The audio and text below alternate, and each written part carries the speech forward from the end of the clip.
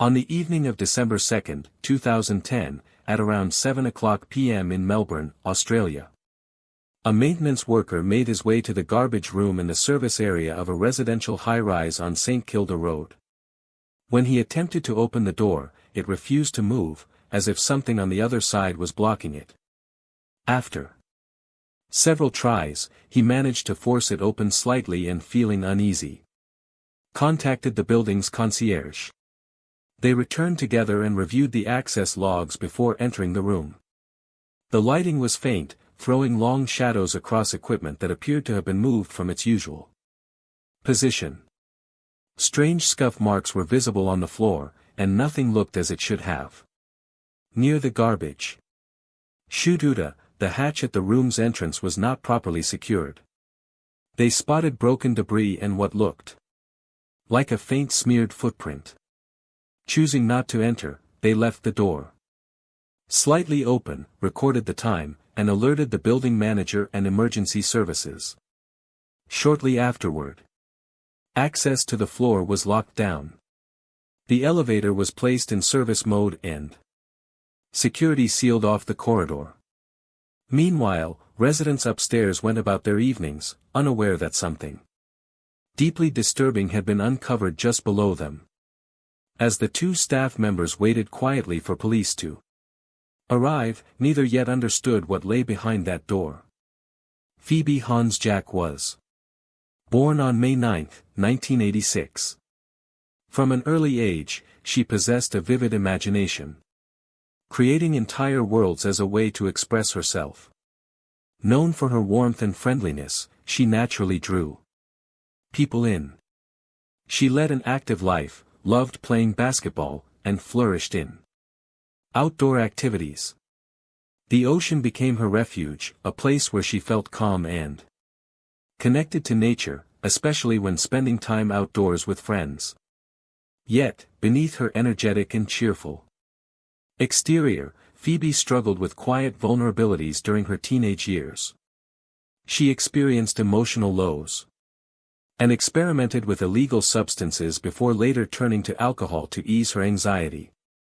These challenges eventually led her to seek professional help through therapy and prescribed medication, hoping to restore a sense of balance.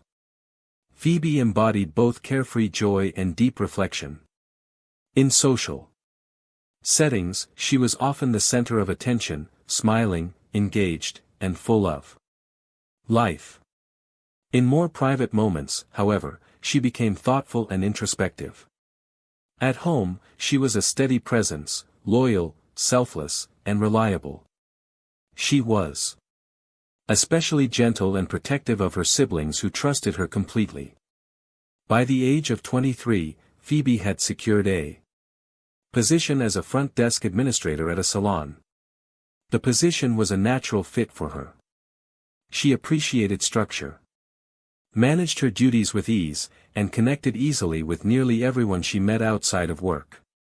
Art became her refuge. The way she worked through her emotions and understood the world around her. To Phoebe, life's true value wasn't found in possessions, but in experiences, relationships, and shared moments. She had a clear vision for her future. Phoebe was determined to travel abroad and take part in volunteer missions in India. It wasn't about sightseeing, but about making a difference, discovering purpose, and gaining meaningful life experience. She actively researched opportunities, carefully planned her journey, and was preparing to turn those plans into reality. During her school years, Phoebe wasn't remembered for popularity or flair, but for her dependability and her ability to bring people together. Her resilience was deeply rooted within herself.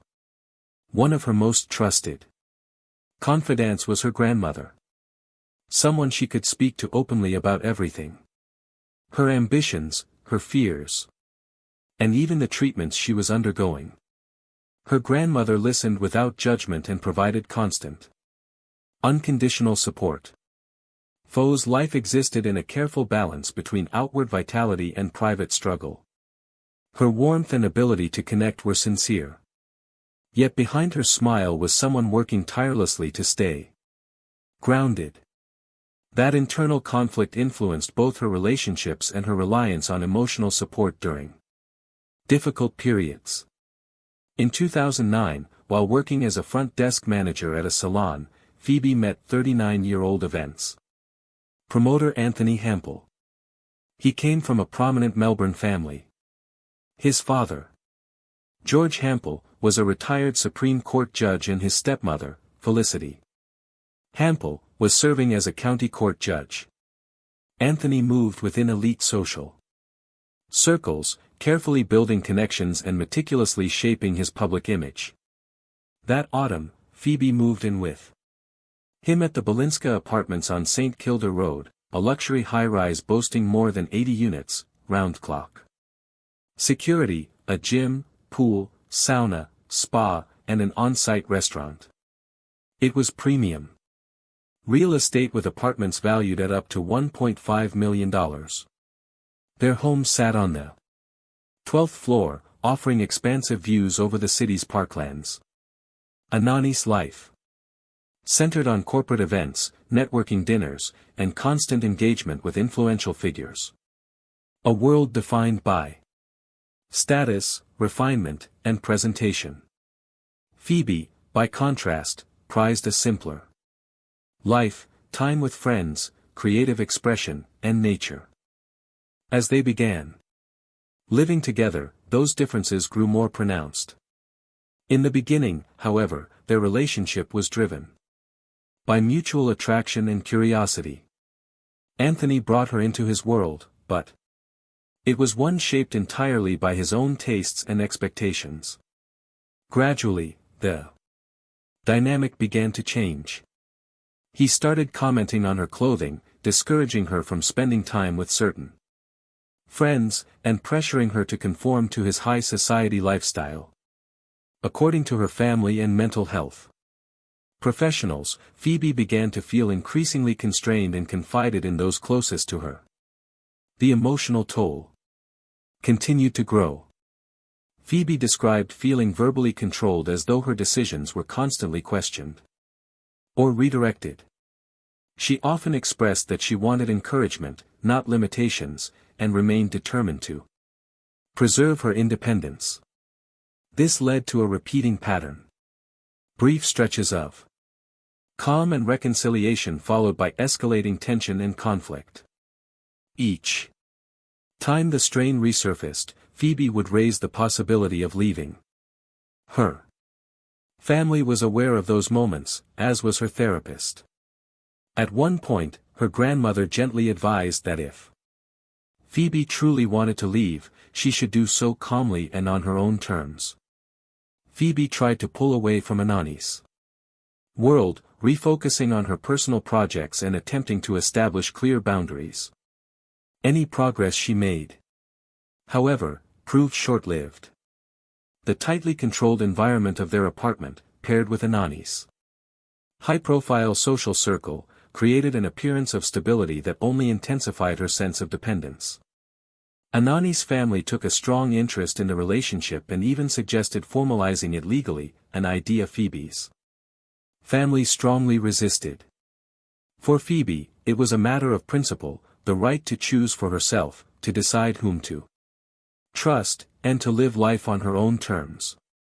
In late November, Phoebe had a video call with her mother, who knew she was planning to leave Anthony.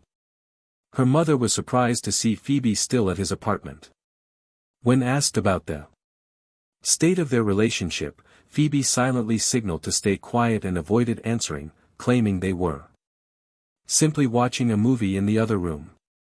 The following evening, the couple joined Matt and Julia Rockman for dinner.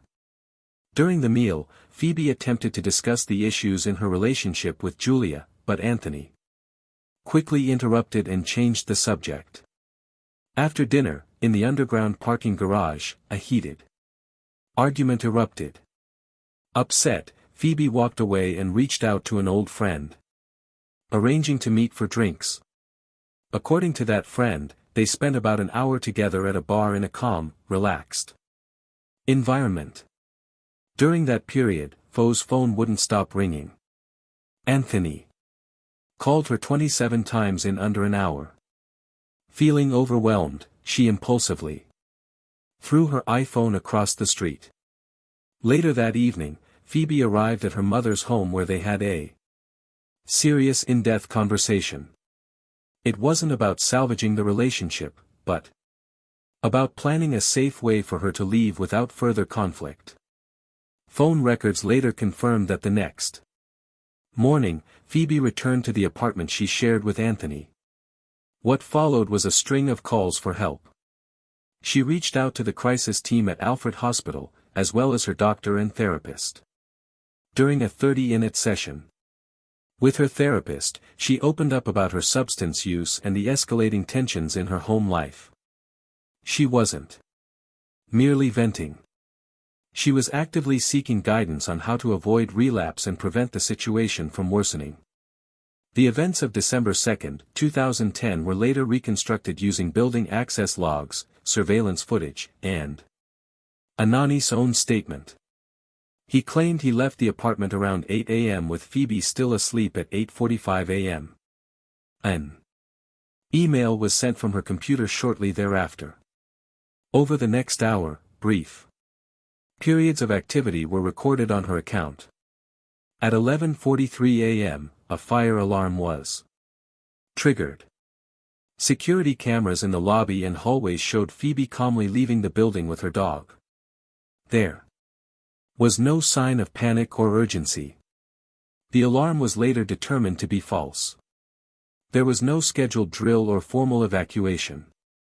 At 11:50 a.m., Phoebe re-entered through the main entrance and took the elevator back up to her floor. That was the last time Phoebe appeared on surveillance footage that day. Around 6 p.m., Anthony returned home and immediately noticed that something was amiss. Shards of glass were scattered near the desk, likely from a broken item, and small specks of blood were visible on the keyboard and surrounding surfaces, including a stained mouse pad. A torn pillowcase lay on the couch. There were no signs of forced entry at the front door or in the kitchen. Pho's purse, wallet, and keys were still inside, but her phone was missing. 2 used wine glasses sat on the dining table. Yet, there was no indication that a meal had been prepared. No plates, no silverware. Nothing set out in the hallway or living room. Faint streaks on the floor ran from the desk area toward the apartment entrance. The source of the streaks and marks on the floor could not be identified. Near the front door, a large shoe print was found, significantly bigger than those typically left by maintenance or cleaning staff. At 6:51 p.m., Phoebe's father attempted to call her iPhone, but the call went straight to voicemail.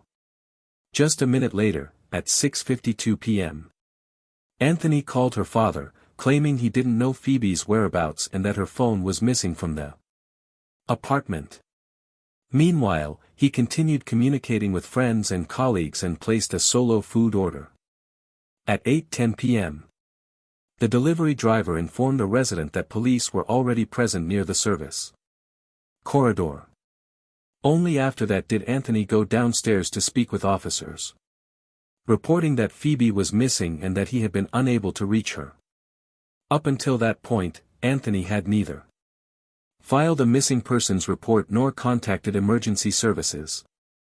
The building's trash system was a vertical chute, deep and narrow, running from the upper floors down to a maintenance area in the basement. It measured roughly 130 ft in height, beginning around the 12th floor where Anthony and Phoebe lived. The chute had a heavy metal hatch with an automatic closing mechanism and a narrow opening. At the bottom, bins collected the waste. It was through this chute that Phoebe fell. The fall was devastating. She struck the metal walls on the way down before landing in one of the bins, sustaining severe injuries. Her legs and pelvis were shattered. One foot was nearly severed and the impact caused extensive internal bleeding. Despite the severity of her injuries, medical reports confirmed that Phoebe's vital signs were still present. After the fall, she landed near one of the large trash bins.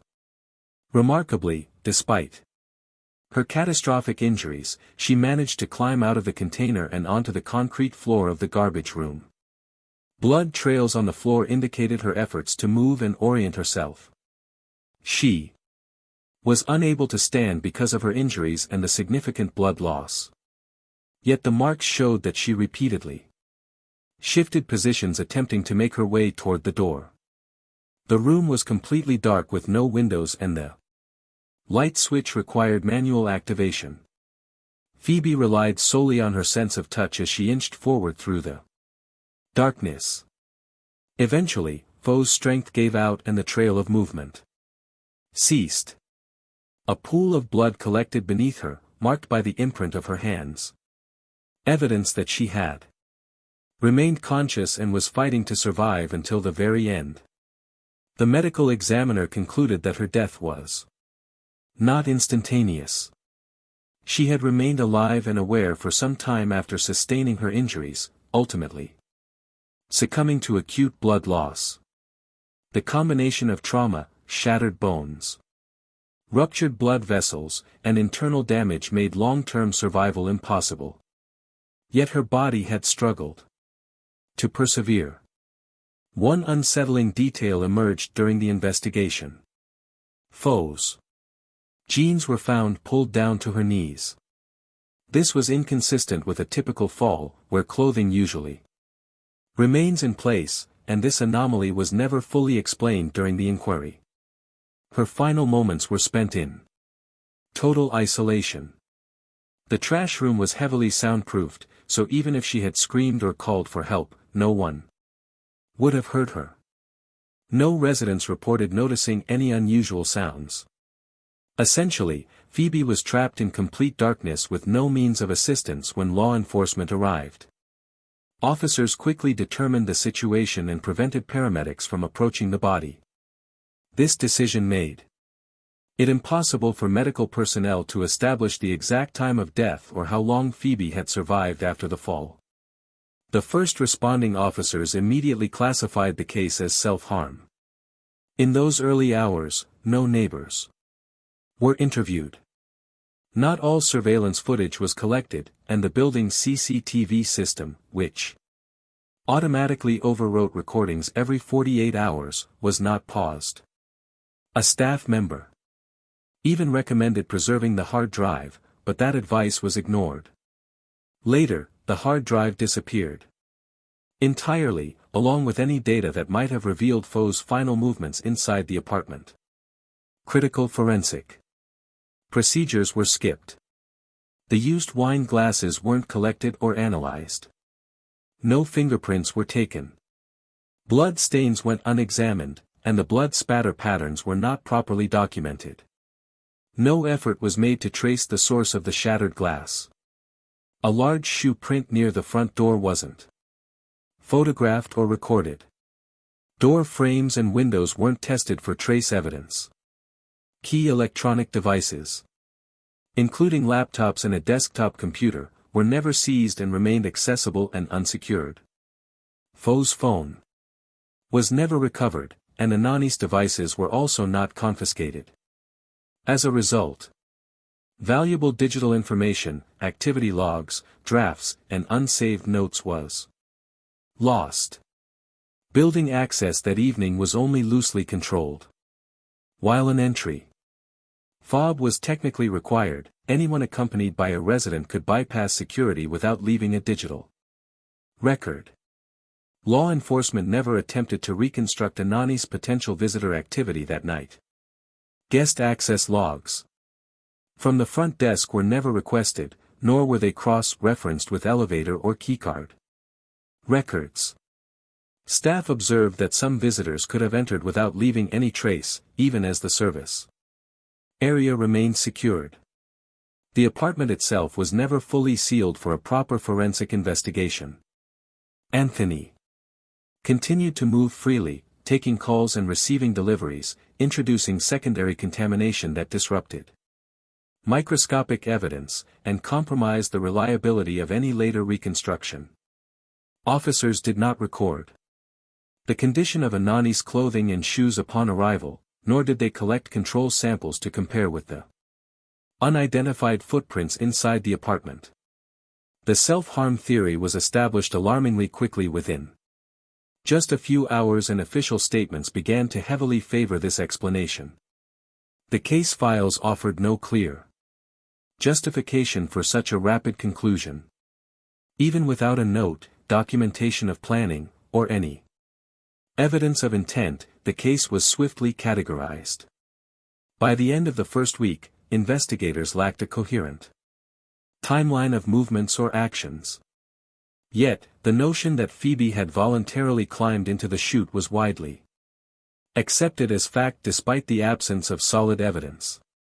This assumption became the foundation for all subsequent conclusions, making it exceedingly difficult to re-examine the case. The official finding later classified the incident as a tragic accident influenced by substances. Phoebe's toxicology report showed a blood alcohol level of roughly 0.16%. About 3 times the legal driving limit in most states, along with traces of 1 or 2 sleep aids. The prevailing theory suggested that she had cut herself on glass inside the apartment, become disoriented, picked up a bag of trash, opened the chute hatch, and somehow ended up inside. However, this explanation was met with skepticism by Phoebe's family and independent experts. First, the design of the chute hatch made that scenario highly unlikely. The opening was narrow, around 8 in wide, with no handles and an automatic closing mechanism.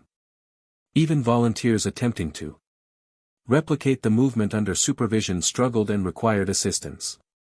Second, the pattern of Phoebe's injuries was more consistent with a fall in which her arms were at her sides rather than raised above her head.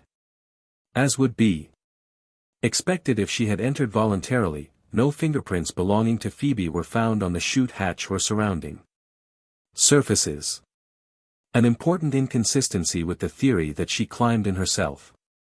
It was also confirmed that she had not taken out the trash that day, further undermining the idea that the fall occurred while disposing of garbage. These points significantly challenged the official account. One particularly troubling detail involved the position of Phoebe's clothing. Normally, when someone enters a narrow vertical shaft on their own, clothing stays in place or gets caught around the hips. However, reenactments by independent experts suggested a different scenario. If a limp body is pushed through the hatch by 2 people while the lid is forcibly held open, the jeans can catch at the knees, restricting leg movement and making it easier to push the body downward. That scenario matched the condition in which Phoebe was found. Linear bruises were present on her forearms and wrists. Police suggested these were caused by striking the walls of the chute during the fall. However, independent experts retained by Phoebe's family concluded that the marks were consistent with being forcefully gripped. Despite this, no thorough investigation was ever conducted to explore this theory, such as analyzing grip positions or defensive injury patterns. The official explanation involving alcohol and sleep aids also conflicted with the practicalities of independently accessing the chute in an impaired state where coordination and motor skills would have been significantly compromised. Operating a spring-loaded hatch, holding it open, and maneuvering into it would have been extremely difficult. Independent experts confirmed that attempting these actions sequentially under such impairment would have been nearly impossible. Forensic trace evidence showed no handprints or grip marks on the inner edge of the hatch or the nearby wall. Areas where anyone attempting to climb in on their own would logically brace themselves. Additionally, the body position required for self-entry with arms raised overhead did not match the angle of the initial impact as indicated by Phoebe's injuries. While the glass injury might account for the blood found in the apartment, it did nothing to explain the absence of her fingerprints on the hatch. Mechanism. Forensic pathologists supporting the accidental fall theory relied on her toxicology report and the absence of classic struggle indicators such as skin under the nails or torn hair to justify their conclusion. Critics pointed out that the flawed initial investigation with missing fingerprints, unchecked areas, and uncollected samples meant that no violent scenario could be confidently dismissed. Determining the time of death was also a major problem due to the circumstances and delayed medical intervention. Experts could not accurately align biological indicators with a specific timeline. And in cases like this, knowing the exact time of death is often crucial for confirming or ruling out certain versions of events. In Phoebe's case, that critical window was lost. Anani's behavior in the immediate hours and days following the incident drew attention for troubling reasons. Officer Justin O'Brien observed a disconnect between Anani's display of grief and the physical signs typically associated with crying. There were no visible tears, no redness in the eyes, and no indication of a runny nose. When it came time to give a statement, Anthony insisted on typing it himself, claiming he could type quickly. During this process, his emotional fluctuations ceased entirely. He appeared calm, focused, and composed. Meanwhile, someone from his social circle alerted investigators to another inconsistency online. Anthony behaved as if everything were normal. Yet, in front of visitors, he would adopt a visibly mournful demeanor, seemingly adjusting his emotions to suit the audience. When Phoebe's grandmother visited the apartment, she was struck by how staged it seemed. Nearly all of Foe's belongings were gone, leaving only a few carefully arranged photos of the couple visible to her family, giving the impression of a deliberately curated portrayal of their relationship. Foe's friends also reported feeling pressured. One friend, Ellie, received an email from Anthony asking her to vouch for the loving nature of his relationship with Phoebe and to share that narrative with others. Ellie refused, stating that she couldn't speak on Phoebe's behalf and that Anani's claims did not reflect the truth. Around the same time, a colleague of Phoebe's named Christo began frequently appearing at the building's concierge desk. He often brought snacks and repeatedly suggested that Phoebe had been struggling with severe depression, claiming she was beyond help. These visits continued for roughly 2 weeks. Staff members later described the interactions as feeling like an attempt to influence their perception of the events. Anani's personal life outside his relationship with Phoebe also drew scrutiny. A colleague whom he had portrayed as strictly professional appeared in photos and messages, indicating a more intimate connection. Foe's circle did not judge this morally, but saw it as a potential distraction that could have influenced his focus or behavior during arguments and periods of separation from Phoebe. Anthony was surrounded by a network of influential people, relatives, business associates, and close friends who acted as a protective shield. They provided legal counsel, promoted a narrative favorable to him, and worked to block uncomfortable questions from Phoebe's family and friends. This appeared to be a deliberate effort to control the story and suppress alternative explanations, highlighting the clear imbalance in resources and influence.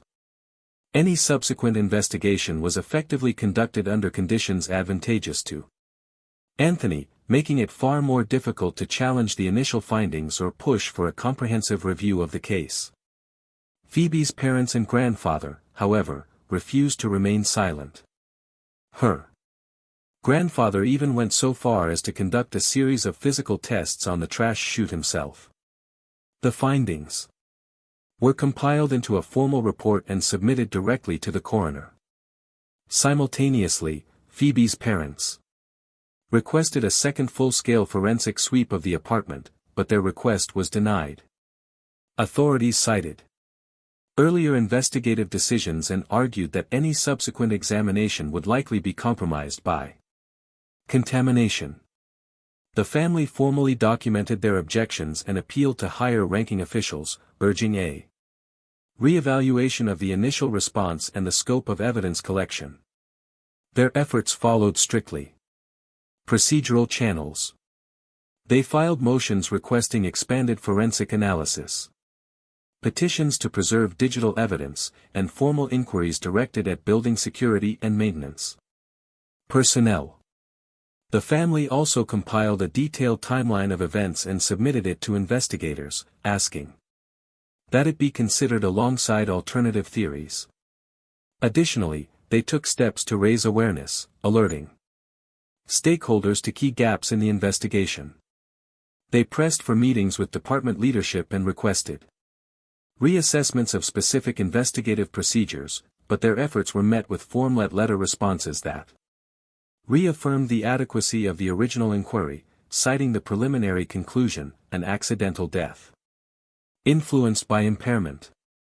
By the time the case reached the coroner's court, Pho's parents and grandfather had compiled an extensive case file.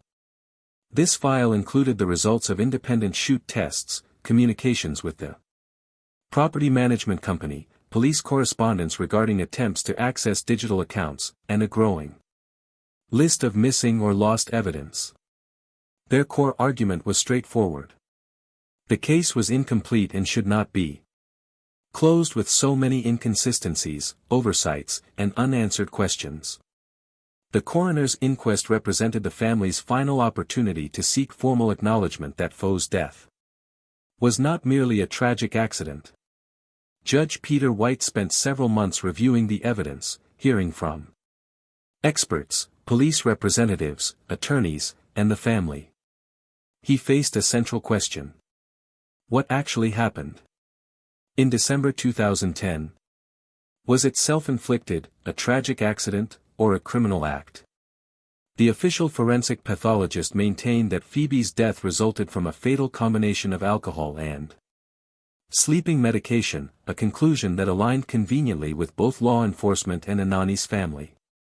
This explanation provided a straightforward narrative that avoided examining the possibility of third-party involvement.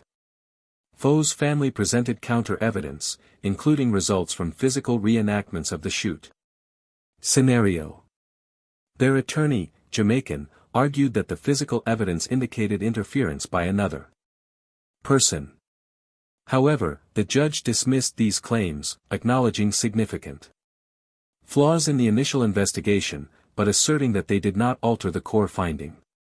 In his view, Phoebe's death was deemed a tragic accident rather than an intentional act, bringing the case to a close.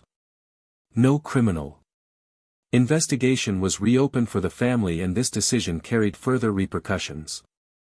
Most notably, it prevented them from seeking international assistance to access digital data in the United States. For example, Gmail records could not be released because there was no legal determination of a crime. Years later, when the family finally obtained partial access to Pho's email account, they encountered a frustrating reality. Many messages had already been permanently deleted. Anthony acted quickly, filing a claim with Phoebe's superannuation fund to request a death benefit payout, citing their domestic partnership. His father, George Hampel, a retired Supreme Court judge from Victoria, submitted a sworn declaration supporting the claim, falsely stating that the relationship had lasted longer than it actually had.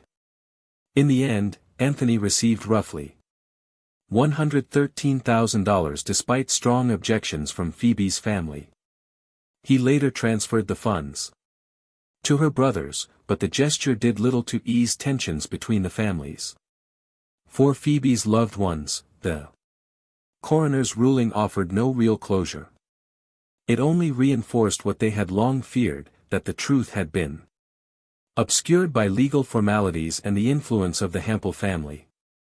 Once the legal proceedings concluded, a new conflict arose over who had the right to make decisions regarding Pho's remains.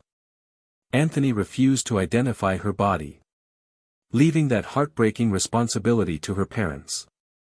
At the same time, his stepmother, County Court Judge Felicity Hampel, told Foe's mother that Anthony should be recognized as her next of kin, a statement that left the family stunned. To Phoebe's family, it felt like an attempt to exclude them from decisions about their own daughter. What followed was a painful and deeply symbolic outcome. There were not one but two farewell ceremonies.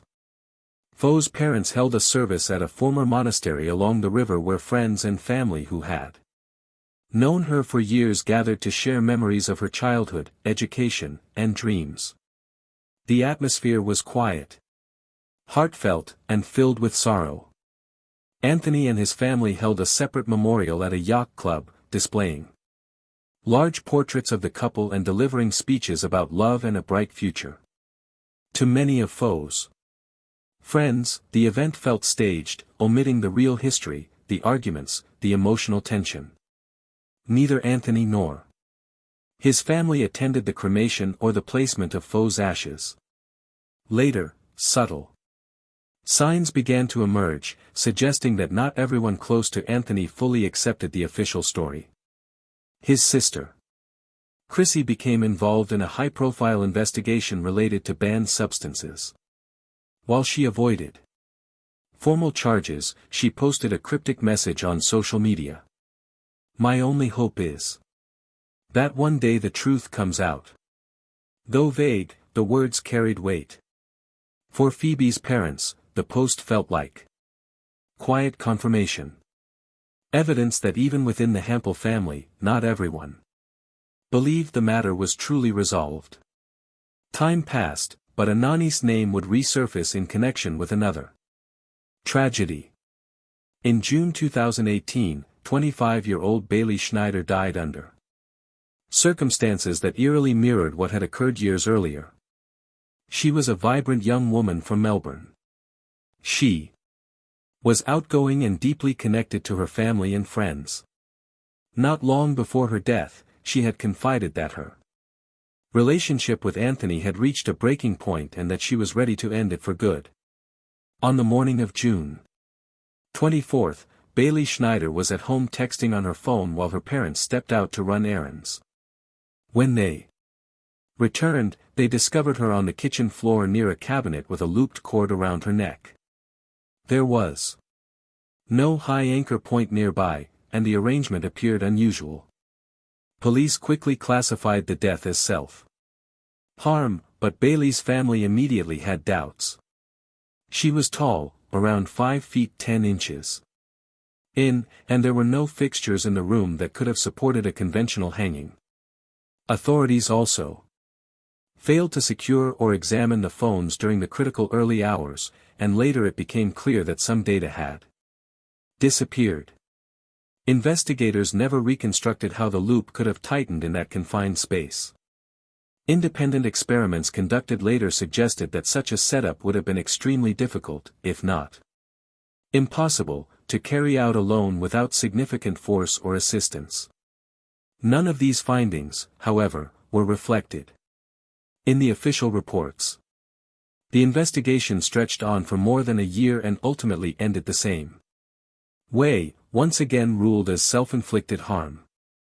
This time for Bailey's family. To many, it felt like a second devastating blow to young women connected to the same man.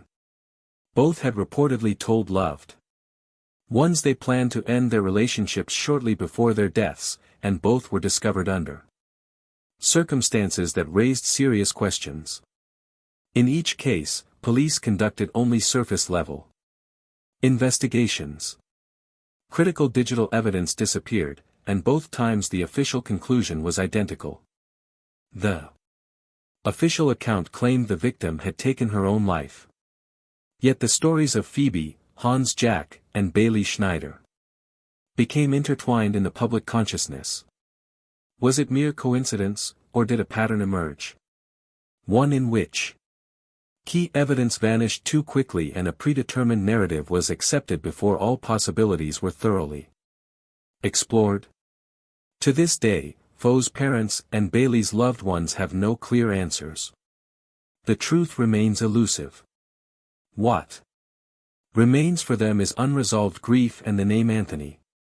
Connecting both tragedies in a way that continues to provoke questions. If you found this case fascinating, don't forget to like the video and subscribe to the channel. We post crime case videos every night. Until next time, stay sharp, stay vigilant.